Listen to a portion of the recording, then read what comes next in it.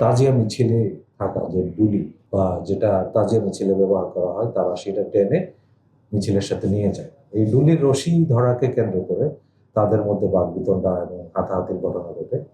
এক পর্যায়ে ভিকটিমকে যখন তারা বাংলা বাজারের এখানে একা পায়, তাকে ধরধর করে ধাওয়া করে এবং সে ভিকটিম আত্মরক্ষার্থে পিকে রায় রোডে ইস্পাহানি ভবনের নিচতলায় গিয়ে আশ্রয় গ্রহণ করে।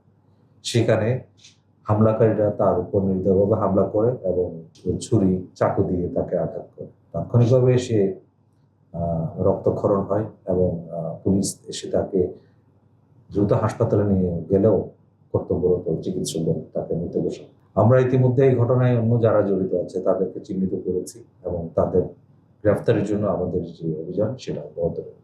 আর পরবর্তী কোনো অগ্রগতি থাকলে সেটা আপনাদেরকে আমরা যথাসময়ে বলতে পারি।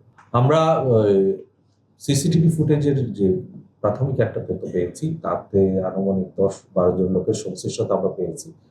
তার মধ্যে কেউ সক্রিয়ভাবে অংশগ্রহণ করেছে, কেউ হয়তো প্রত্যক্ষদর্শী হিসেবে ছিল, বাইস্ট্যান্ডার্স হিসেবে। তো আমরা প্রাথমিকভাবে 10 জনের একটা নাম পেয়েছি, তার মধ্যে 4 জন গ্রেফতার হয়েছে এবং বাকিদের ব্যাপারে আমাদের তথ্য রয়েছে। আশা করি দ্রুততম সময়ে তাদেরকে আমরা আদালতে নিয়ে আসতে সক্ষম হব।